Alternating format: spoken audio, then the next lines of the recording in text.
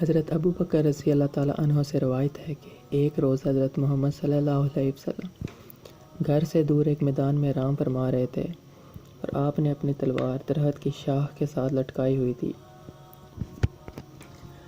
اچانک ایک یہودی نے وہ تلوار لے کر آپ صلی اللہ علیہ وسلم پر حملہ کرنا چاہا، مگر درخت کی شاخوں نے اسے ایسا جھنجھوڑا کہ اسی وقت اس کی موت واقع ہو گئی۔ ایک مرتبہ جنگ تبوک کے موقع پر 30,000 آدمیوں کا لشکر تھا اور پینے کے لیے پانی بالکل بھی نہ تھا۔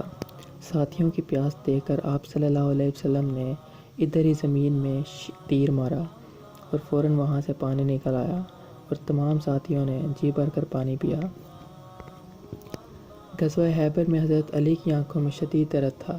حضرت محمد صلی اللہ علیہ وسلم نے اپنا لباب مبارک ان کی آنکھوں پر لگایا، جس سے ان کا درد فوراً جاتا رہا اور آپ کو پہلے سے زیادہ بہتر دکھائی دینے لگ گیا۔ حضرت ابو بکر صدیق رضی اللہ تعالیٰ عنہ روایت کرتے ہیں کہ ایک دن آپ صلی اللہ علیہ وسلم سب صحابہ کے پاس بیٹھے تھے کہ ایک یہودی برے ارادے سے بکری کے گوشت کے کباب بنا لایا اور اس میں زہر بھی ملایا ہوا تھا۔ آ کر کہنے لگا، اے محمد ابن عبداللہ، یہ کباب آپ کے لیے لایا ہوں، تناول فرمائیں۔ آپ صلی اللہ علیہ وسلم نے کباب اٹھایا ہی کہ گوشت سے آواز آئی کہ مجھے مت کھائیں، مجھ میں زہر ملایا گیا ہے۔ تب آپ صلی اللہ علیہ وسلم نے فرمایا، اے یہودی، اس میں تو زہر ہے۔ تو یہودی بولا، بے شک آپ سچ کہہ رہے ہیں، لیکن اگر آپ واقعی اللہ کے آخری نبی ہیں تو اس زہر والے گوشت کو کھا کر بتائیں، لیکن شرط یہ ہے کہ یہ آپ پر اثر نہ کرے، تب میں آپ پر ایمان لاؤں گا۔ تبھی آپ صلی اللہ علیہ وسلم نے بسم اللہ پڑھی اور خود بھی کباب کھائے اور صحابہ کرام کو بھی دیے، اور بسم اللہ کی برکت سے زہر کا اثر ختم ہو گیا اور یہودی نے کلمہ پڑھ لیا۔ ایک مرتبہ 12,000 آدمی مکہ میں حج کرنے آئے اور اپنے ساتھ ایک بہت بڑا بت بھی لے کر آئے، جس کو انہوں نے زیورات سے آراستہ کیا ہوا تھا اور اس کا نام حبل رکھا ہوا تھا۔ وہ لوگ اس کی پوجا کرتے تھے۔ یہ دیکھ کر آپ صلی اللہ علیہ وسلم نے ان کو دین کی دعوت دی۔ وہ سب آدمی بحث کرنے لگے کہ آپ کی پیغمبری کی کیا دلیل ہے۔ تو آپ صلی اللہ علیہ وسلم نے فرمایا کہ اگر یہ پتھر کا بت میرے پیغمبر ہونے کی تصدیق کرے تو تم سب مجھ پر ایمان لاؤ گے۔ یہ سن کر وہ سب ہنسنے لگے اور کہنے لگے، اگر یہ بت آپ کی گواہی دے دے تو ہم سب آپ پر ایمان لے آئیں گے۔ آپ صلی اللہ علیہ وسلم نے اس بت کو اپنے پاس آنے کا اشارہ کیا تو وہ بت لبیک کہتا ہوا آپ صلی اللہ علیہ وسلم کے پاس آ گیا۔ آپ صلی اللہ علیہ وسلم نے ایک لکڑی اٹھائی اور اس بت کو ماری۔ پھر بت نے کہا، آپ رسول خدا ہیں اور میں گواہی دیتا ہوں کہ کوئی نہیں لائق عبادت کے سوائے اللہ کے۔ یہ سنتے ہی وہ 12,000 آدمی سجدے میں گر پڑے اور اسلام قبول کر لیا۔ ایک روایت میں ہے کہ حضرت فاطمہ رضی اللہ تعالیٰ عنہ کے نکاح کے روز حضرت عائشہ رضی اللہ تعالیٰ عنہ کھانا پکا رہی تھیں۔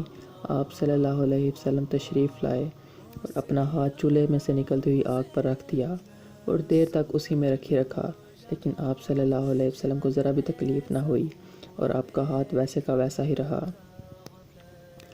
ایک روایت میں آتا ہے کہ اہل طائف نے آپ صلی اللہ علیہ وسلم سے معجزے کی طلب کی کہ اگر آپ اس پتھر میں سے ایک پھل دینے والا درخت پیدا کر دیں تو ہم سب آپ پر ایمان لے آئیں گے۔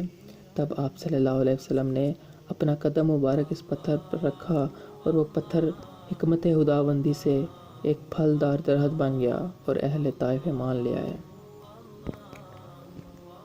ایک مرتبہ آپ صلی اللہ علیہ وسلم نے عیسائیوں کو اسلام کی دعوت دی تو ان لوگوں نے کہا کہ ہمارے پیغمبر عیسیٰ علیہ السلام مٹی کی چڑیا پر پھونک مارتے تو وہ زندہ ہو کر اڑنے لگ جاتی، اگر آپ بھی یہ معجزہ کر دکھائیں تو ہم سب آپ پر ایمان لے آئیں گے۔